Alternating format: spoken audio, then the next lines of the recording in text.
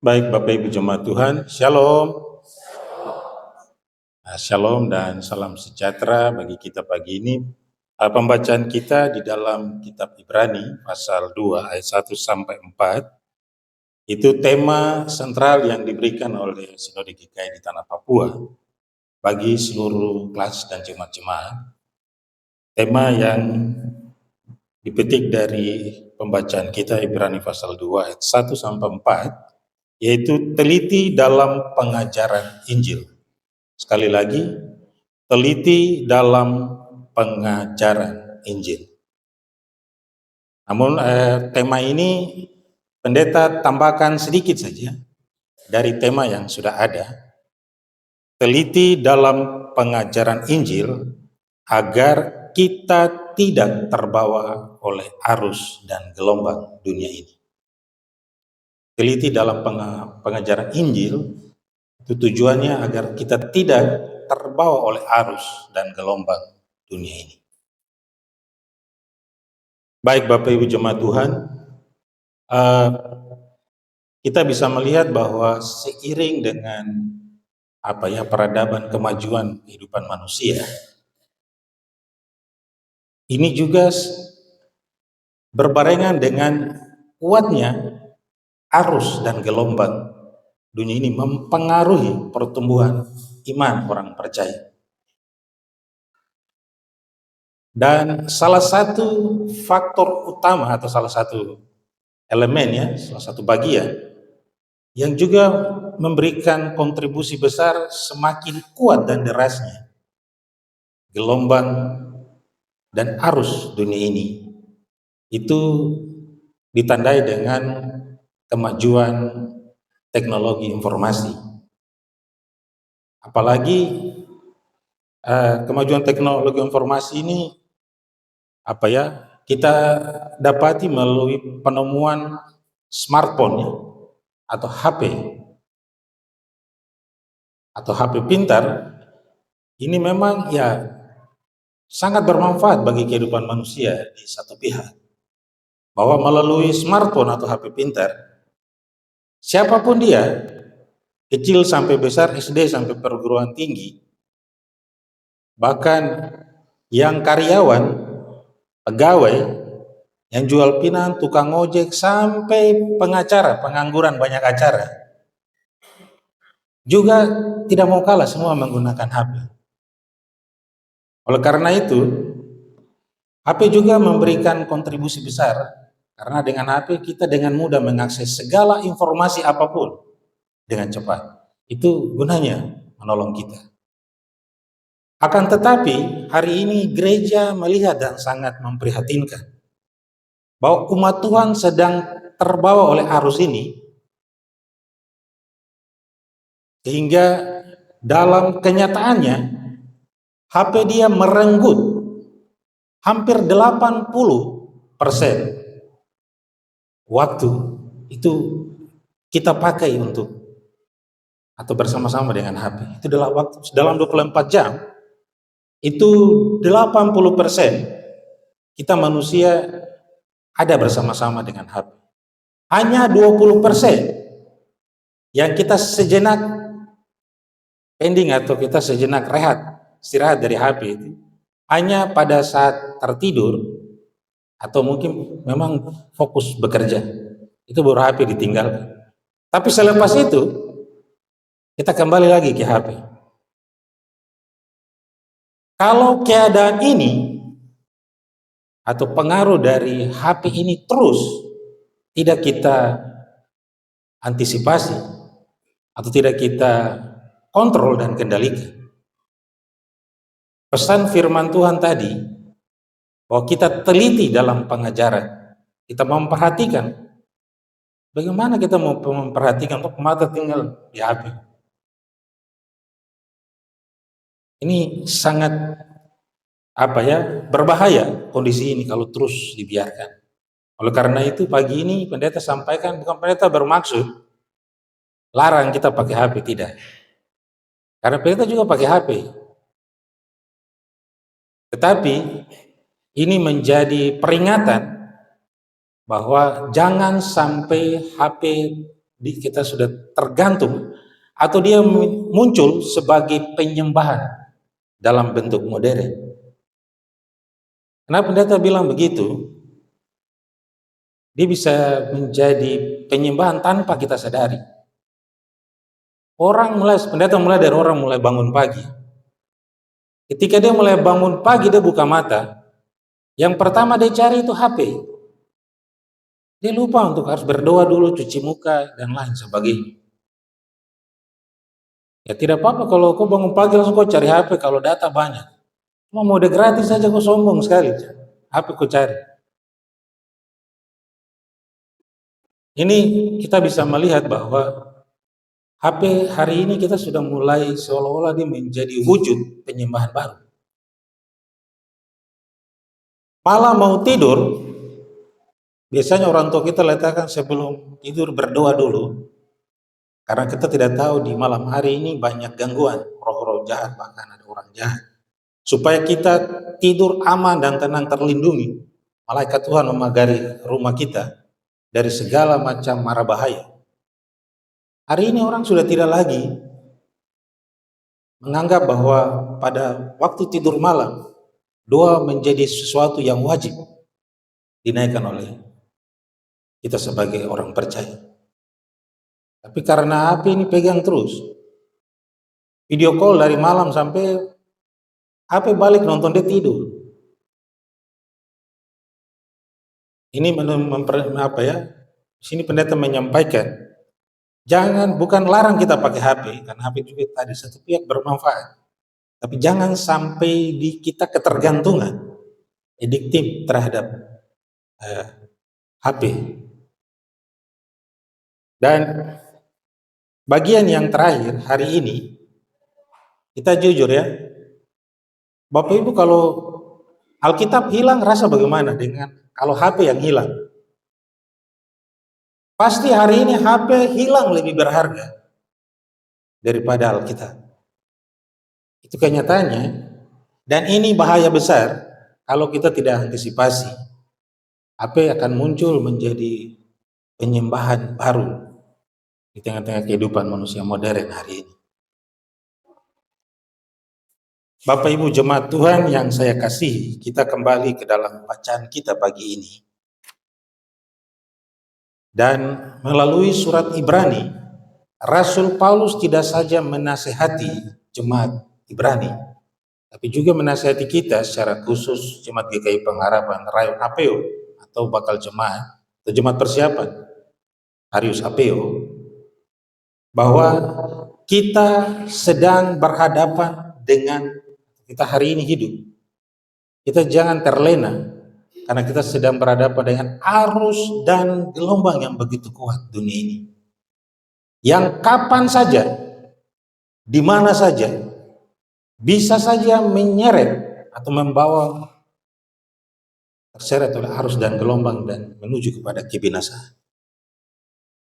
Oleh karena itu, layaknya Paulus menasihati jemaat Ibrani, dia juga menasihati kita tentang 3 hal pokok yang harus kita pegang, kita pedomani, supaya kita tidak menjadi makanan empuk atau kita tidak menjadi korban dari arus dan gelombang yang begitu kuat yang hari ini terjadi, menyeretmu jauh dari keselamatan dan saudara binasa. 3 hal pokok yang disampaikan oleh Paulus di situ. Yang pertama dia sampaikan begini. Pada ayatnya yang pertama saya baca, karena itu harus lebih teliti kita memperhatikan apa yang kita dengar, supaya kita jangan terbawa arus. Ini bagian yang pertama, kita harus teliti memperhatikan. Apa gunanya kita teliti dan memperhatikan? Tadi sudah jelas, supaya kita jangan terbawa arus dan ya binasa. Arus dan gelombang ini tidak saja menyerang kita dalam kehidupan sehari-hari, tapi arus dan gelombang ini iblis kerahkan semua kekuatannya untuk meruntuhkan gerejanya. Itu tujuan apa ya? Tujuan yang paling utama itu harus ini diperuntukkan, dialamatkan untuk meruntuhkan gereja dan persekutuan. Iblis sudah terlalu pusing dengan yang di pasar, terminal. Karena iblis anggap, itu anak-anak kompleks, jadi saya belum coba dulu sendiri sebawa diri. Tapi gereja Tuhan menjadi target utama dari arus dan gelombang. Makanya Bapak Ibu tidak heran kalau hari ini mulai muncul banyak sekali aliran-aliran gereja. Hari ini banyak sekali muncul ajaran-ajaran yang akhirnya kita konsumsi HP tadi, kita dapat informasi tentang berbagai macam. Hari ini kita temui, berjumpa dengan ada banyak jenis aliran gereja, ada banyak ajaran-ajaran, bahkan juga akan muncul guru-guru dan nabi-nabi palsu. Dan kalau kita tidak selektif, dan kalau kita tidak hati-hati, atau yang Paulus bilang, kita tidak teliti dan memperhatikan pengajaran Injil, saudara akan terseret dibawa oleh arus dan gelombang.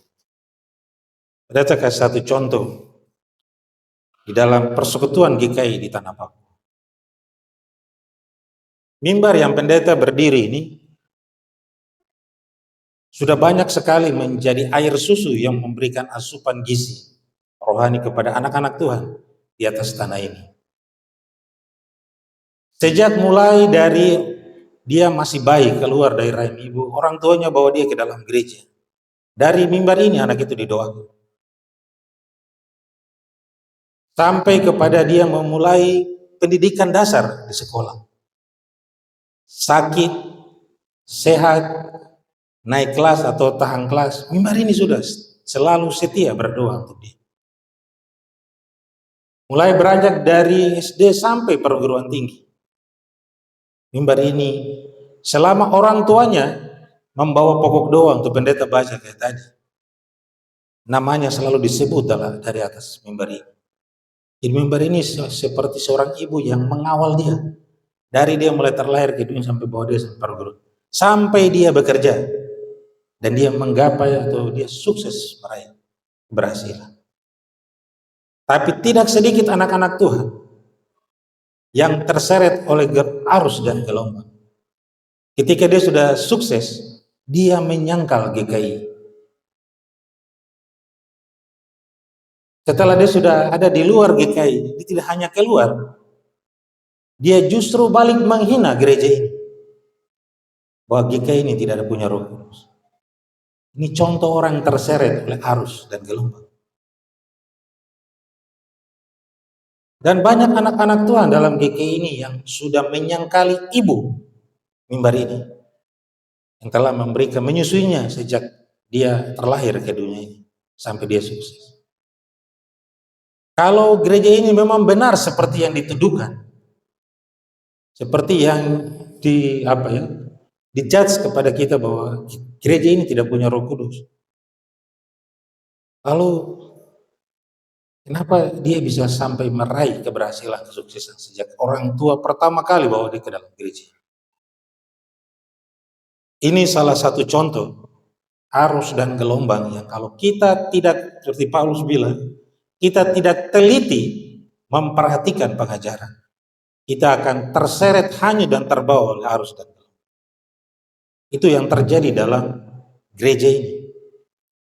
Dan pengaruh arus dan gelombang dunia ini bukan hanya menyerang institusi gereja, tapi Bapak Ibu juga dapat jumpai dalam kehidupanmu sehari-hari. Entah itu di tempat di mana saudara bekerja, saudara tinggal, di mana saja, arus dan gelombang ini akan terus menyerang siapapun yang tidak teliti memperhatikan Alkitab atau memperhatikan pengajaran Injil. Contohnya, ya hari ini kita tidak heran di mana-mana muncul perselingkuhan, persinahan, percabulan, hanya gara-gara HP sih.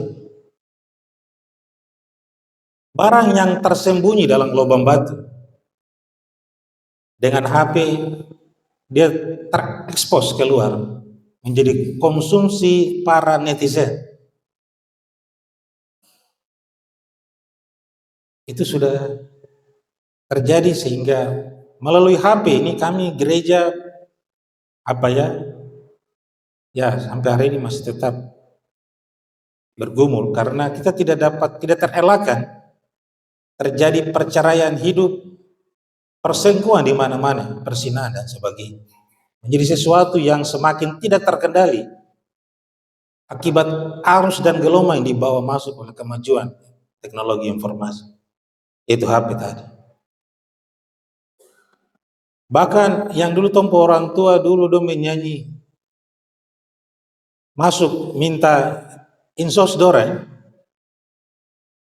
hari ini kok tinggal pesan, saya kayak pesan pizza, hamburger, prostitusi online. Oh, mau model yang bagaimana, rasa stroberi atau rasa lemon, semua lengkap.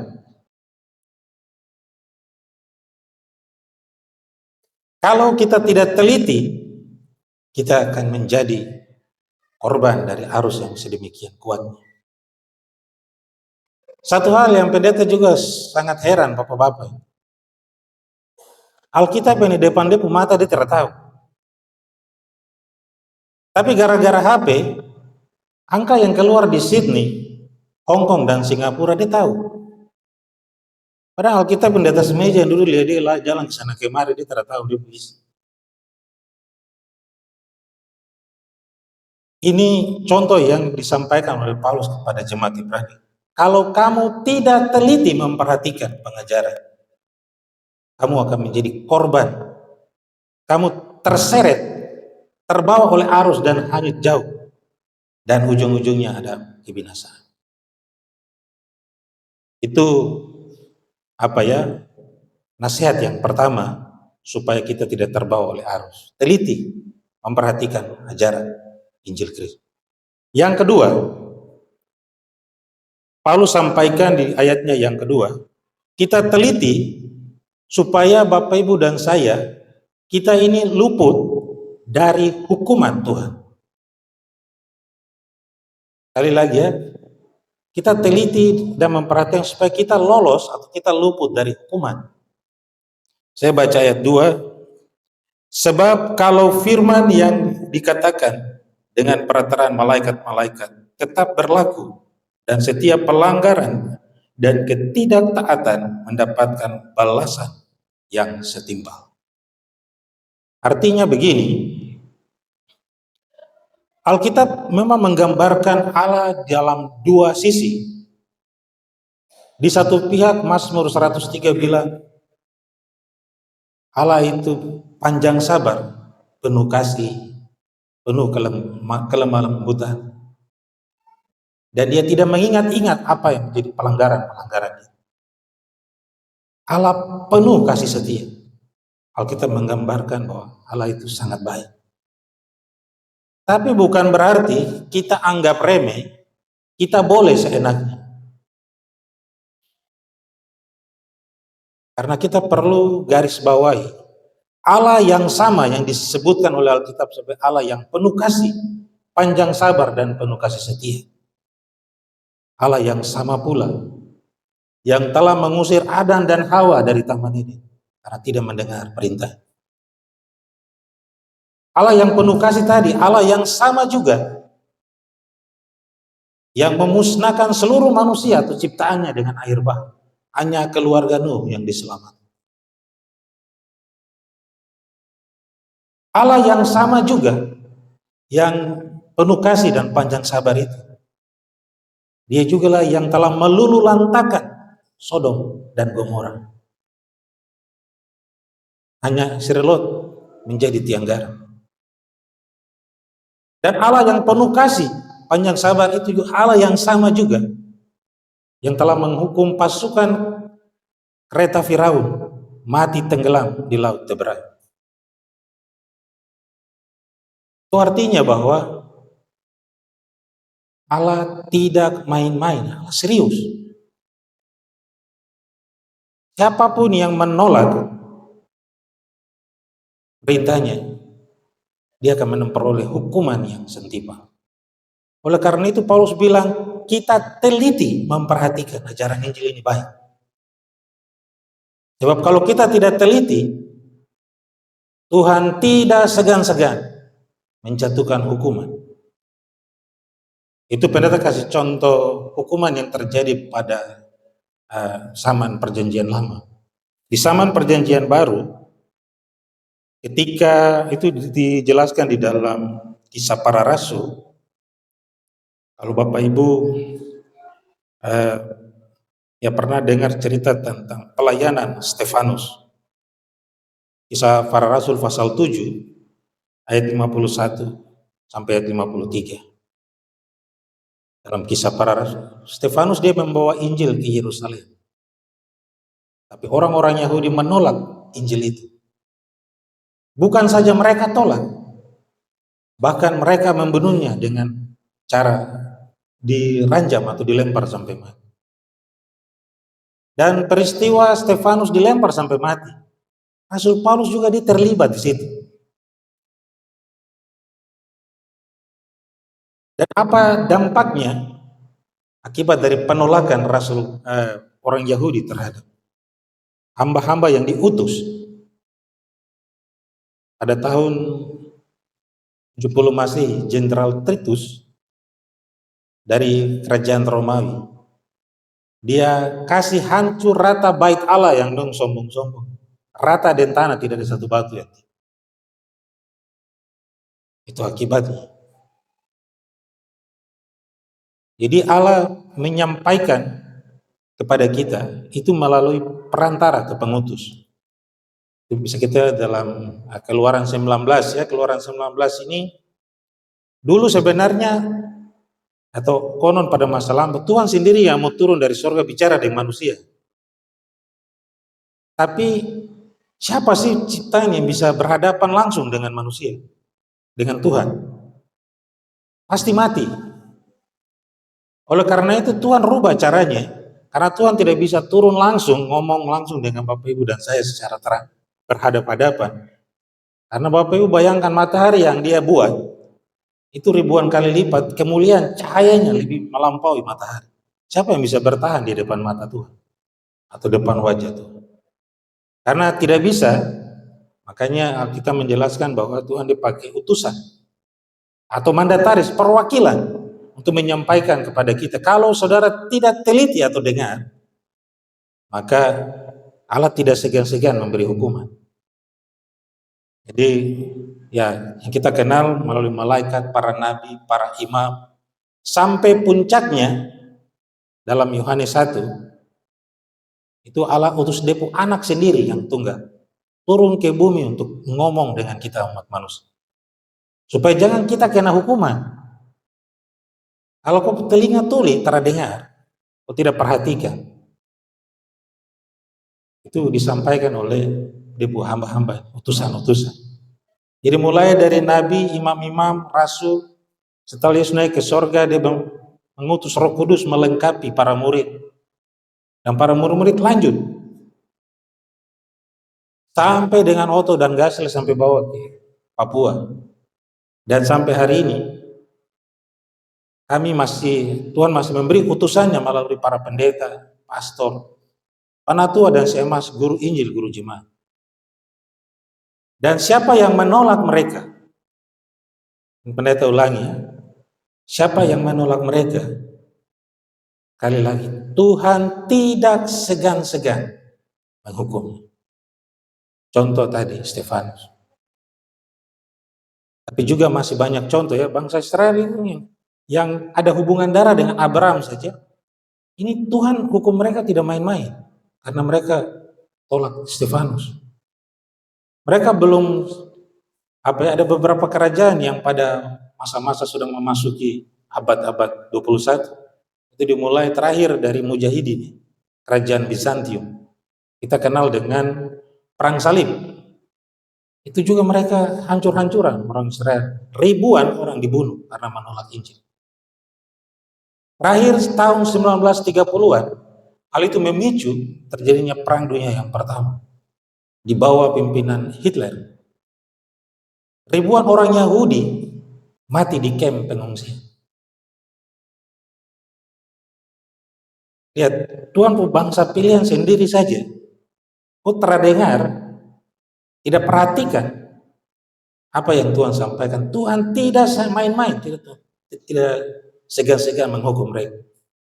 Apalagi kita ini yang tidak ada kaitan hubungan darah. Abraham, Ishak, dan Yakub. Saudara bikin telinga tuli tidak dengar apa yang tidak teliti mendengar pengajaran Injil.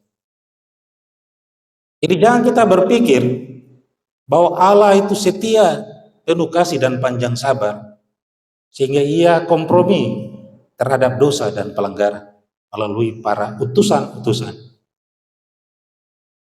Di tanah Papua, pendeta dalam sejarah GKI di tanah Papua, pendeta tidak terlalu tahu banyak di Tanah Tabi ini.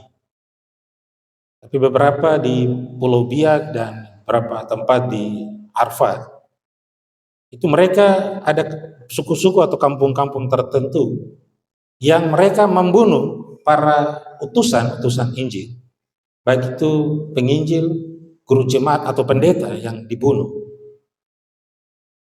Itu kalau tidak diselesaikan, 7 turunan mereka terkutuk. Kecuali ada penyelesaian, ada perdamaian. Darah hamba Tuhan, utusan yang pernah dijatuhkan darahnya di atas tanah itu, harus ada pembayaran kepala, bayar darah.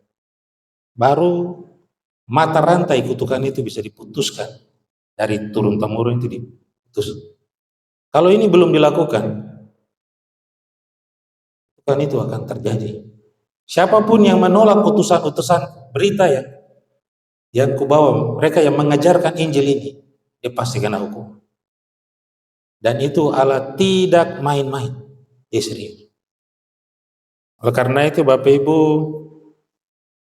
yang tukang alasan banyak tolak-tolak ibadah, dengari baik-baik. Yang mau dilayani oleh hamba-hamba Tuhan, kembali bicara Dora, ingat ini baik-baik.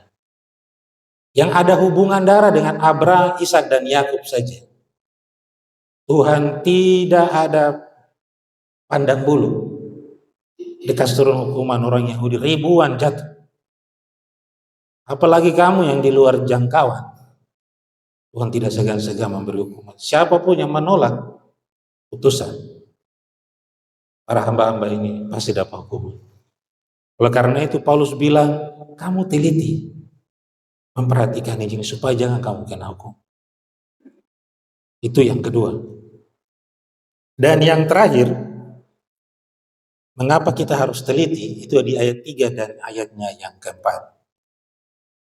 Yaitu kita teliti supaya kita jangan menyia-nyiakan keselamatan yang besar yang Allah kerjakan di dalam diri Yesus Kristus. Keselamatan ini jangan kita sia-siakan. Karena kalau kita tidak teliti, kita teledor, kita sembarangan. Orang Jawa bilang tong fafno takaruan, orang Jawa orang Biak ya.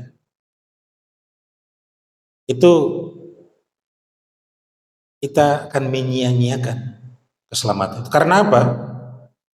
Dunia dan arus gelombang yang begitu kuat ini, dia menawarkan keindahan, kenikmatan dan kemewahan.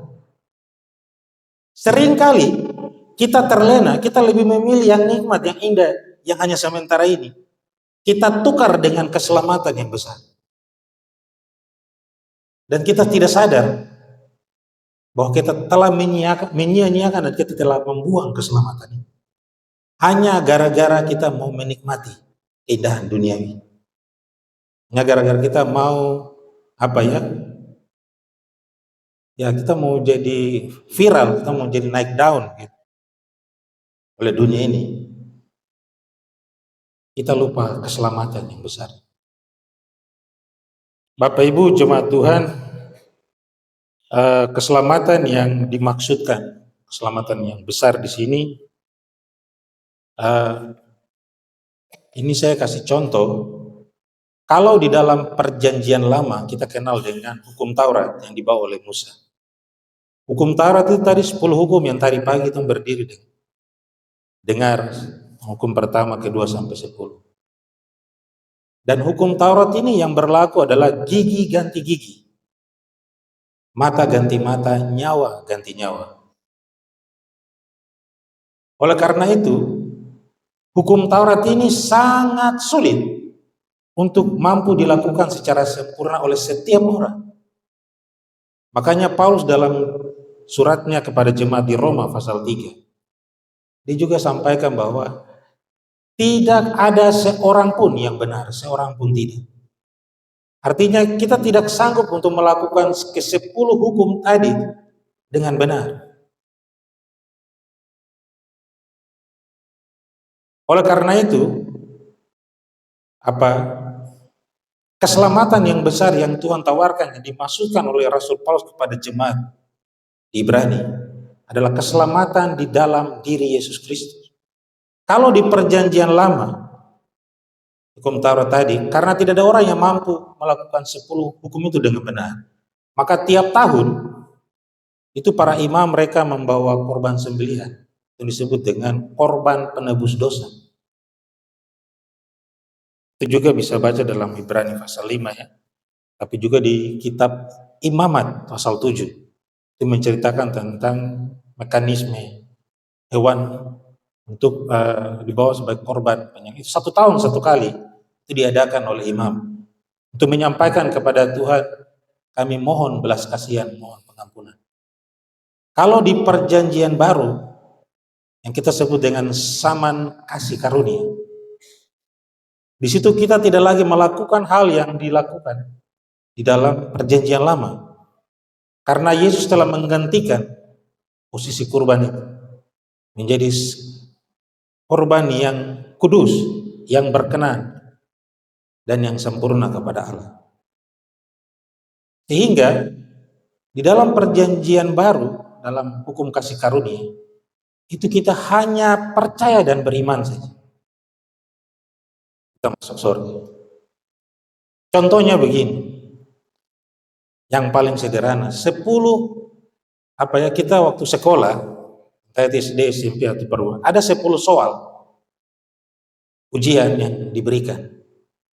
Kalau dalam perjanjian lama dalam hukum Taurat, dari 10 soal, 9 soal Anda benar, 1 soal salah. Dalam konsep hukum Taurat, 1 soal salah dia menjadikan yang 9 benar tadi ikut salah. Tetapi yang dimaksudkan Rasul Paulus, kita menyanyikan keselamatan yang besar dalam diri Yesus Kristus. Itu sebaliknya.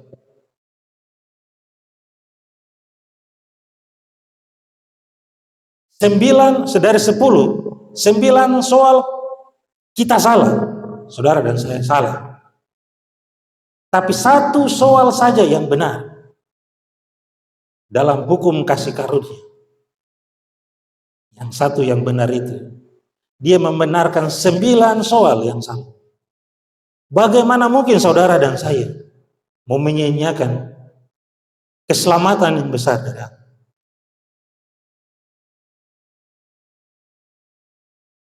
Hanya karena kita tidak teliti dan memperhatikan ajaran Kristus. Itu bedanya.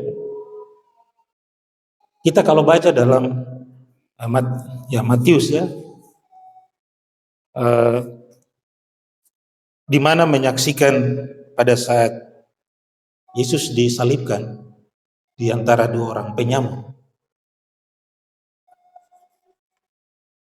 Ketika Yesus diolok-olok oleh salah satu dari para penyamun yang disalibkan bersama-sama Tuhan Yesus.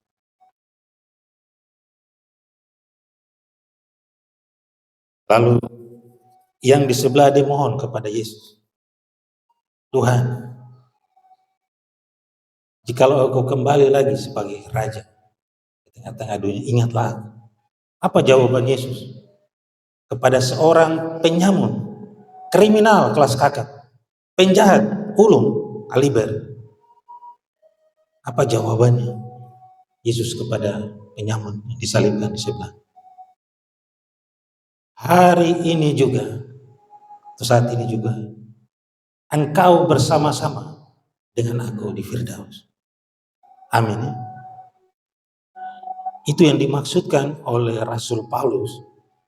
Bagaimana mungkin karena kita tidak teliti memperhatikan pengajaran Injil, kita menyia-nyiakan keselamatan yang besar bagi kita umat manusia.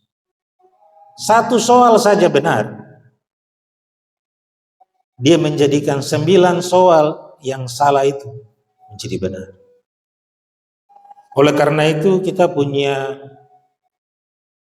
pendiri yang meletakkan gereja ini di Tanah Papua. Dia punya satu kata bijak atau nasihat yang juga senada dengan pembacaan kita pagi ini, yang sudah sangat populer, Bapak Ibu pasti tahu, yaitu Pendeta Ishak Samuel Kehini.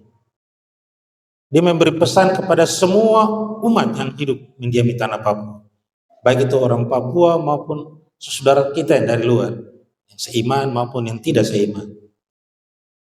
Jika Anda mau bekerja di atas Tanah Papua, ada 3 prinsip yang harus saudara pegang.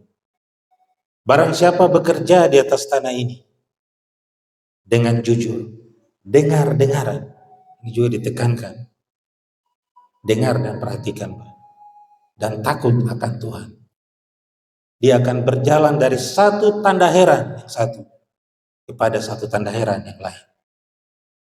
Tapi sebaliknya, ketika dia tidak jujur bekerja di atas tanah ini, tidak dengar-dengaran, tidak juga takut Tuhan, memang hasilnya sama, dua-duanya heran. Tapi heran yang kedua, heran karena musibah satu belum selesai, musibah satu masuk. Celaka yang satu belum habis, celaka yang satu masuk. Itulah sebabnya pada bagian ayat keempat dari kitab ini, Ibrani pasal, di situ dikatakan Allah meneguhkan kesaksian mereka oleh tanda-tanda dan mujizat-mujizat, dan oleh berbagai-bagai penyataan kekuasaan dan karunia Roh Kudus yang dibagikannya menurut kehendaknya. Oleh karena itu, apa yang menjadi hal pokok tadi yang disampaikan oleh Rasul Paulus juga menjadi bagian dari kita pagi ini, Bapak Ibu dan saya. Kita harus teliti. Yang pertama, supaya jangan kita terbawa arus. Yang kedua, supaya Bapak, Ibu dan saya tidak terkena hukuman atau luput, bebas dari hukum, kalau saudara tidak teliti memperhatikan ajaran Injil Kristus. Dan yang terakhir, supaya Bapak Ibu dan saya tidak menyia-nyiakan atau membuang keselamatan yang besar. Karena tidak ada seorang pun yang sanggup atau mampu hidup benar dan kudus di hadapan Tuhan. Seorang pun tidak. Oleh karena itu, layaknya seorang penjahat yang disalibkan di samping Tuhan Yesus tadi, yang sepanjang umurnya dia melakukan kejahatan, dia hanya percaya saja, Tuhan ingat saya kalau kembali sebagai raja. Tuhan bilang, cuma satu saja yang benar, 9 soal yang salah tadi, seluruhnya menjadi benar, hanya karena satu, iman kepada Yesus. Kiranya melalui sabda Tuhan pada pagi ini, kita menjadi lebih teliti, lebih menyediakan waktu lagi teristimewa untuk jangan lupa berdoa dan membaca Alkitab. HP kita tidak larang. HP memang membantu kita mengakses segala informasi. Tapi ingat, jangan sampai gara-gara HP kita menjadi tidak teliti dan tidak memperhatikan ajaran Injil Kristus. Sebab akibatnya, Bapak Ibu dan saya atau pribadi, masing-masing orang akan menanggungnya. Dan amat sangat, anak-anak sekarang bilang, rugi dong, keselamatan yang besar itu kamu sia-siakan. Tuhan memberkati. Amin.